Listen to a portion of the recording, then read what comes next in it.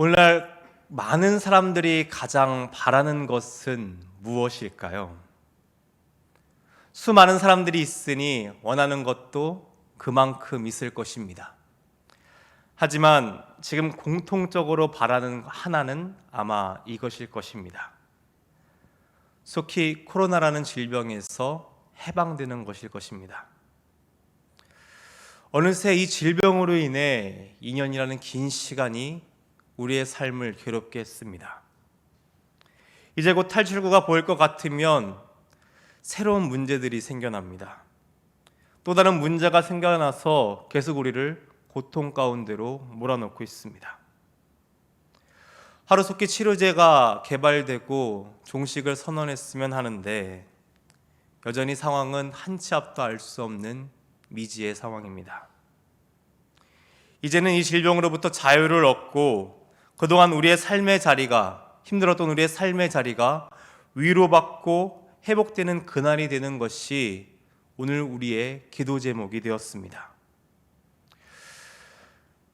이 어려운 시기 도대체 언제 끝나는 것일까요? 2000년 전 유대인들도 그렇게 어려운 시기를 보내고 있었습니다.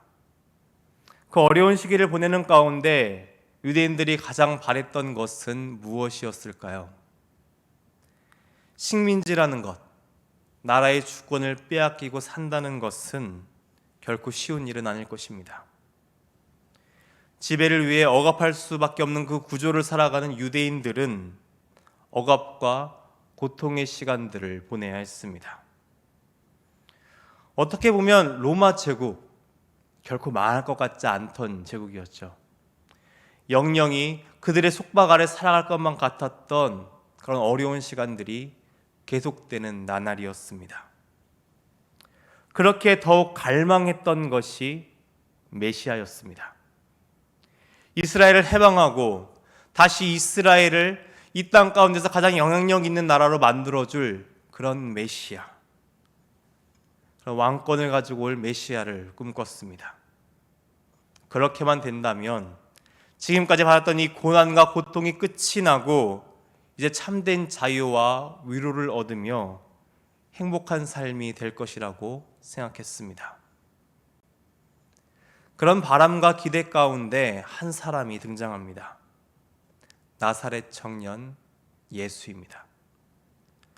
사람들은 예수님을 자신들의 기대를 부응할 수 있는 그런 메시아로 바라봤습니다. 그렇기 때문에 놀라운 기적을 일으키는 예수님의 말씀을 듣기 위해 수많은 군중들이 모여들었습니다. 이분이, 예수님이 우리의 왕이 된다면 그들이 그토록 꿈꿨던 그런 나라를 이룰 것만 같았습니다. 그렇게 각자가 꿈꾸던 메시아가 있었습니다. 그런 메시아가 예수님이 되길 바라며 그렇게 많은 사람들이 모여들었습니다. 그런 사람들 중에는 세례 요한도 있었습니다. 세례 요한이 어떤 사람입니까? 마태복음 3장을 보면 세례 요한을 설명하는 부분이 나옵니다. 그는 광야에서 이렇게 외치던 자였습니다. 마태복음 3장 2절과 3절의 말씀을 보겠습니다. 회개하라, 천국이 가까이 왔느니라 하였으니 그는 선지자 이사야를 통하여 말씀하신 자라 일렀으되 광야에 외치는 자의 소리가 있어 이르되 너희는 주의 길을 준비하라, 그가 오실 길을 곧게 하라 하였느니라. 세례 요한은 회개를 선포하며 주의 오실 길을 준비하던 자였습니다. 많은 사람들이 이런 세례 요한의 외침에 반응했습니다. 그래서 세례 요한을 보기 위해 그들은 광야로 나아갔습니다. 그곳에서 자신의 죄를 회개하며 요단강가에서 죄 사함의 세례를 받았습니다. 그 세례의 자리 가운데 앞서 말씀드렸던 한 청년, 예수님이 세례를 받기 위해 나타납니다. 그러자 요한은 당황하죠. 자신이 예수님께 세례를 받아야 할 존재인데 도리어 예수님께서 세례를 받으러 오시니 이를 막습니다. 하지만 예수님께서 이 모든 것을 통하여 이를 이루기 위함이라고 말씀하시니 세례 요한은 어쩔 수 없이 예수님의 말씀을 허락하며 세례를 줍니다. 그리고 시간이 흘렀습니다. 세례 요한은 열심히 사역을 했죠. 그러다가 곤란한 상황 가운데 처하게 됩니다. 헤롯 안디바의 결혼 문제를 공개적으로 책망했다가 2절에서 언급된 것과 같이 감옥에 수감되게 됩니다. 감옥 생활이 어찌 편하겠습니까? 세례 요한은 감옥에서 오랫동안 고난을 당하게 됩니다. 고난 가운데 있던 한 사람. 고난은 참 우리에게 많은 문제를 가지고 옵니다. 특별히 고난은 우리의 마음속에 의심의 싹을 틔우게 합니다. 세례 요한의 마음에도 그런 의심의 싹이 트기 시작했습니다. 그래서 제자들을 보내어 자신의 제자들을 예수님께 보내어 질문 하나를 합니다. 그 질문이 오늘 본문 3절의 말씀입니다. 예수께 여짜오되 오실 그이가 당신이 오니까 우리가 다른 일을 기다리오리이까. 옥에 갇힌 상황 속에서 그 흔들렸던 세례 요한의 마음이 이 질문 속에 담겨져 있습니다. 이런 세례 요한의 질문은 이 한 사람만의 질문은 아니었을 것입니다. 고난의 시대를 살아갈 때 우리는 흔들립니다. 삶의 많은 자리가 흔들리죠. 그렇게 흔들리는 자리 가운데는 우리의 믿음의 자리도 있습니다. 그럴 때 우리의 마음에도 이렇게 세례 요한의 마음과 같이 의심이 싹 들지 모릅니다. 주님이 과연 내 주님이신가? 주님이시라면 이 고난은 어서 끝내야 되는 것이 아닌가? 정말 주님이 나의 구원자라면 이 어려운 상황은 나한테 찾아오면 안 되는 것 아닌가? 그렇게 의심의 싹이 튀었을 때 나 혼자 있게 된다면 이것은 곪게 됩니다. 그리고 주님을 더욱 의심하게 되고 그 결과 하나님과 멀어질 수밖에 없는 자리까지 나가게 됩니다. 세상과 더 가까워지는 자가 되죠. 고난 가운데 많은 사람들이 이렇게 흔들릴 것입니다. 고난의 시대를 살아가는 모든 그리스도인들을 대표하는 세례 요한은 그렇게 흔들렸습니다. 하지만 그는 혼자서 그렇게 곪아가지 않았습니다. 그렇게 흔들릴 때 주님께 나아갔죠. 예수님께 묻습니다. 적극적으로 행동합니다. 예수님, 주님께서는 이 땅에 어떤 분으로 오셨습니까? 묻습니다. 세례 요한의 질문을 가지고 온 이들에게 예수님께서는 지금 너희가 듣고 보는 그것을 요한에게 알리라고 말씀하시며 5절의 말씀으로 답을 주십니다. 맹인이 보며 못 걷는 사람이 걸으며 나병 환자가 깨끗함을 받으며 못 듣는 자가 들으며 죽은 자가 살아나며 가난한 자에게 복음이 전파된다 하라. 예수님께서는 그저 자신의 공생의 사역에 있었던 일들을 하나하나 나열하십니다. 그런데 이것이 어떻게 흔들리는 마음을 붙잡을 수 있는 답이 될 수 있을까요? 그것은 예수님의 이 대답이 성경의 말씀을 성취되었음을 알리는 것이기 때문입니다. 마태복음을 쓴 마태는 예수님을 통해 구약의 말씀이 성취되는 것을 중요한 것으로 보며 그것들을 강조했습니다. 구약에 계신 하나님의 말씀이, 계시된 그 하나님의 말씀이 그들의 삶의 자리 가운데 실현되며 하나님의 약속이 이 땅 가운데 이루어짐을 나타내는 것을 강조했습니다. 그것이 메시아의 사역이었기 때문입니다. 오늘 예수님께서도 하신 말씀도 구약의 말씀의 성취였습니다. 이사야서 35장 5절과 61장 1절의 말씀을 화면을 통해서 보시겠습니다. 그때 맹인의 눈이 박을 것이며 못 듣는 사람의 귀가 열릴 것이며 주 여호와의 영이 내게 내리셨으니 이는 여호와께서 내게 기름을 부으사 가난한 자에게 아름다운 소식을 전하게 하려 하심이라. 나를 보내사 마음이 상한 자를 고치며 포로된 자에게 자유를, 갇힌 자에게 노임을 선포하며. 구약에 선포됐던 말씀이 지금 그 땅 가운데 이루어지고 있었습니다. 예수님께 세례를 주었던 그 당시 하늘에서 성령이 내린 것과 같이 하나님의 영이 예수님께 임하셨고 예언의 말씀이 그 땅 가운데 성취되고 있음을 답해 주십니다. 그러니까 세례 요한의 질문과 같이 기다려야 할 그분 메시아가 자신이심을 답해 주고 계신 것입니다. 또한 예수님의 이 대답은 이 아름다운 소식이 이 땅 가운데 능력으로 임한 것을 알리시는 대답이었습니다. 오늘 본문의 앞서 1절의 말씀을 보면 예수님께서 여러 동네를 다니시면서 사역을 하셨다는 것이 기록되어 있습니다. 하나님의 구원을 바라고 있는 그 땅 가운데 이미 구원의 역사가 이루어지고 있었다는 것입니다. 특별히 예수님께서는 하나님의 마음이 향해 있던 그곳, 가장 작은 자들, 더욱 고난과 어려움 속에 있으면서 더욱 간절히 메시아를 바랐던 그들에게 찾아가셔서 그들의 삶을 위로하시며 치유하셨습니다. 그런 모습은 기존의 유대인들이 가지고 있던 메시아상과는 결이 다른 메시아였습니다. 그러나 이것이 참된 메시아임을 밝히고 계신 것이죠. 구약으로부터 전해왔던 예언의 말씀이 지금 성취되고 있습니다. 그 말씀을 성취되는 분으로 자신을 이야기하십니다. 또한 메시아로 오신 예수님의 사역은 세상의 권력과 같은 그런 피상적인 것으로부터의 자유가 아닌 삶의 본질적인 억압과 고난으로부터 자유해지며 치유와 회복을 누리는 것임을 지금 이 대답을 통해서 알리고 계십니다. 다시 말하자면 예수님께서는 아름다운 소식, 즉 복음으로 오셨다는 것입니다. 그 당시 많은 유대인들이 메시아가 언제 올지 모르며 그렇게 자신들이 바라는 구원을 바라고 있을 때 이미 그 땅 가운데는 구원이 이루어지고 있었다는 것입니다.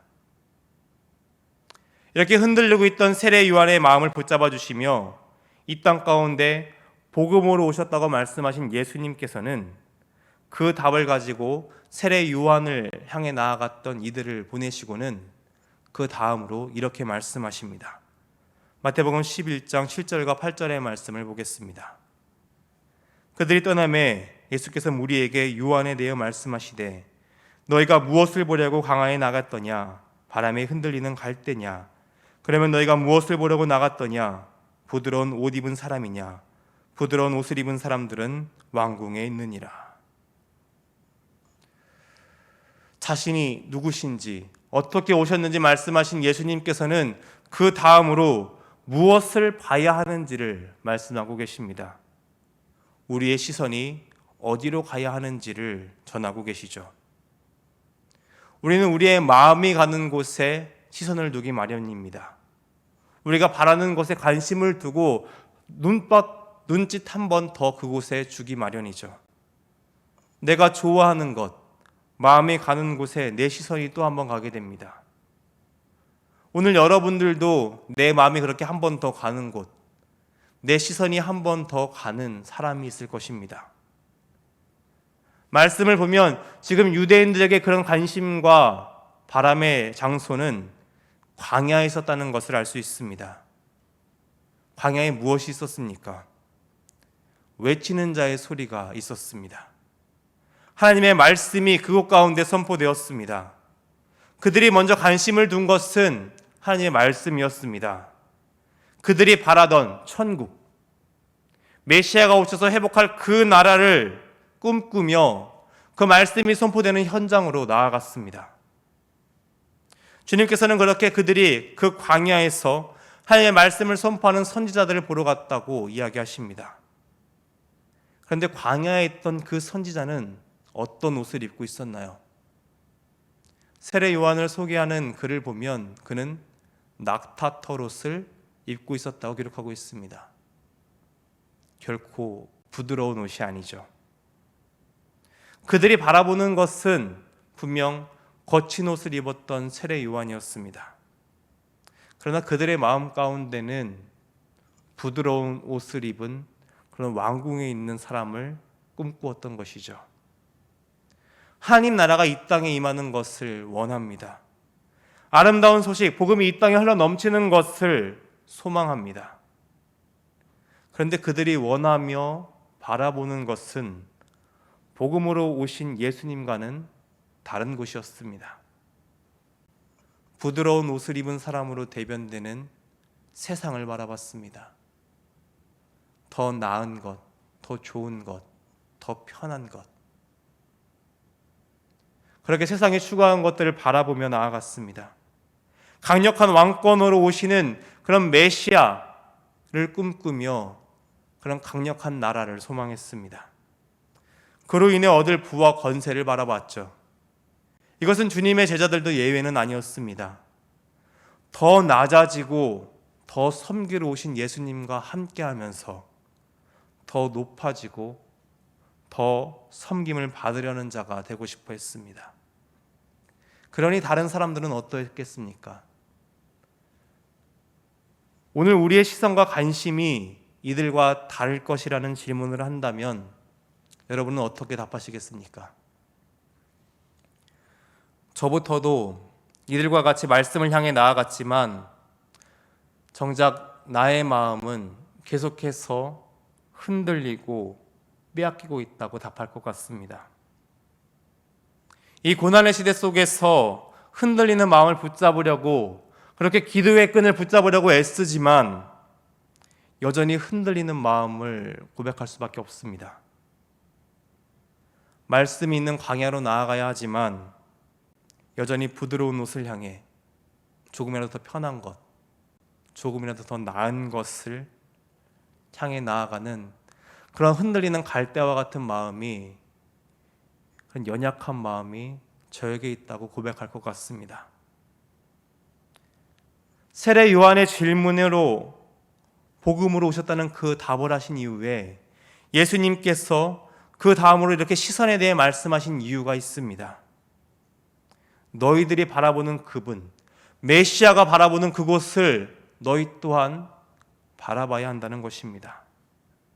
그분의 관심과 시선이 어디로 가고 있는지 그것을 보며 너희 또한 그곳에 관심을 두고 시선을 두어야 한다는 것입니다. 더 이상 흔들리며 다른 곳을 바라보지 말고 예수님께서 바라보고 계신 그곳을 바라보라는 것입니다. 복음을 향한 시선은 이 땅에 오신 예수님께서 바라보시는 그곳을 향해 있어야 됩니다. 여전히 흔들리며 세상이 바라는 메시아상을 꿈꾸며 부드러운 옷을 향해 우리 시선이 있다면 이제는 우리의 시선을 돌려야 한다고 말씀하고 계십니다. 2000년 전 복음으로 오신 예수님을 통해 이 땅 가운데 하나님의 위로와 구원이 임하였습니다. 그들이 그토록 바랬던 하나님의 그 말씀들이 성취되며 참된 자유가 그 땅 가운데 이루어졌습니다. 많은 사람들이 이 복음을 통해 새 삶을 얻고 치유되고 회복되었습니다.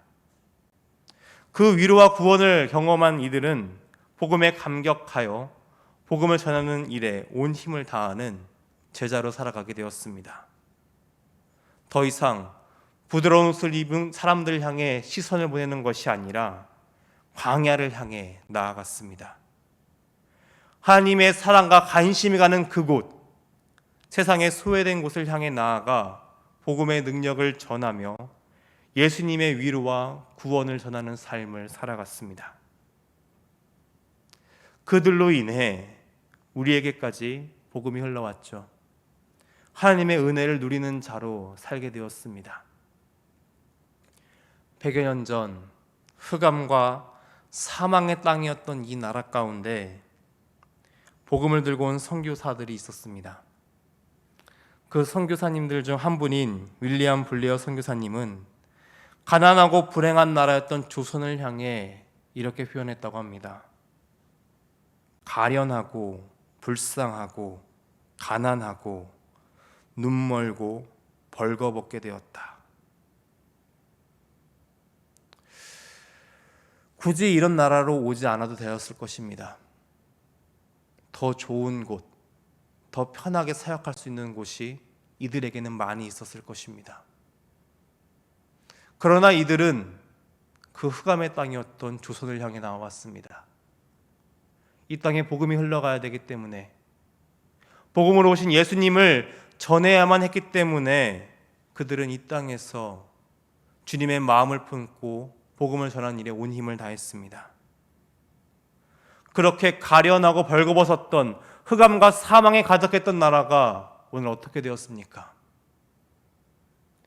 찬란하게 꽃피는 나라로 바뀌게 되었습니다. 선교사들이 오던 나라에서 선교사들을 파송하는 나라로 바뀌게 되었습니다. 복음의 능력을 경험하며 이 나라가 치유되고 회복되었던 것입니다. 그 놀라운 은혜가 흘러서 오늘 우리에게까지 오게 되었습니다. 그리고 이 복음의 은혜는 계속해서 흘러가야만 합니다. 예수님께서 걸어가신 길, 낮고 소외된 곳으로 가며 하나님의 사랑을 전하고 위로와 회복을 누리게 하셨던 그 일에 오늘 우리가 헌신해야 된다는 것입니다. 우리는 지금 성탄을 기다리는 대림절을 보내고 있습니다. 그런 대림절을 보내며 오늘 우리가 가장 바라는 것은 무엇입니까? 서두에서 말씀드렸던 질병에서의 회복, 그동안 어려웠던 우리의 삶의 문제들에서의 회복, 이 세상에 바라는 그 모든 회복들이 있을 수 있을 것입니다. 그러나 이제 우리의 바람은 이제 세상과는 달라야 합니다. 고난 가운데 정금과 같이 빛났던 믿음의 사람들과 같이 예수님 위에 굳게 서서 복음의 소망 위에 흔들리지 않는 자가 되어야 됩니다. 그렇게 복음의 일꾼이 되어 천하 만민에게 복음을 전파하는 자가 되어야 된다는 것입니다. 주님께서 복음을 전하기 위해 낮고 낮은 곳으로 가셔서 섬기셨던 것처럼 오늘 우리가 복음의 전달자가 되어 주님께서 가셨던 그곳을 향해 나아가야 한다는 것입니다. 복음으로 오신 예수님께서 하신 그 일들을 이제는 우리가 감당해야 됩니다. 방방곡곡 복음 심기 캠페인과 같이 우리의 삶의 자리 곳곳에 복음이 필요한 이들이 참 많습니다. 특별히 어려운 시기 가운데 그렇게 소망을 잃은 이 안타까운 상황 가운데 우리가 전해야 할 것이 바로 복음입니다. 당신이 행복했으면 좋겠습니다. 당신이 주님과 함께 행복했으면 좋겠습니다. 이렇게 복음의 메시지를 전하며 그들의 삶의 자리 가운데 고난과 괴로움이 있던 그들의 자리를 치유하고 회복하는 주님의 그 사랑을 전하는 자가 되어야 한다는 것입니다. 예수님을 통해 복음의 은혜를 누린 우리는 이제 이렇게 복음의 전달자로 쓰임받는 자가 되어야 합니다. 그것이 오늘 우리의 부르심이며 예수님의 기쁨이 되는 삶입니다. 아기 예수님께서 오신 기쁨, 그리고 그 아름다운 소식인 성탄을 기다리며 오늘 우리의 삶이 낮고 낮은 곳을 향해 나가야 됩니다. 주님을 닮아서 말입니다. 낮고 낮은 이 땅에 오신 섬기러 그리고 죽으러 오신 예수님을 닮아 사람과 섬김의 삶을 살아가며 복음의 통로가 되는 복된 삶이 되시기를 주님의 이름으로 축원합니다. 기도하겠습니다.